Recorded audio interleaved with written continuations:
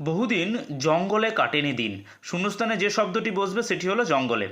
আরে সবসময় কি অ্যাস্থেটিক দিক দেখলেই চলে? উক্তিটি কার? উক্তিটি নৈপথ্যে হারমোনিয়াম বাদকের উক্তি। রাজা রথারোহণম নাটয়তি কথাটির অর্থ হলো রাজা রথে আরোহণ করার ভঙ্গি করলেন।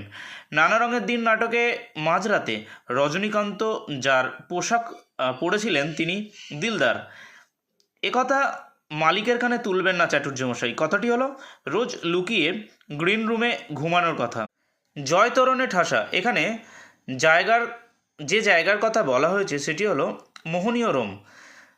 জলপানের আশায় মর্দনাকে কতবার পাহাড়ের চূড়ায় উঠতে হয়েছিল? 3বার।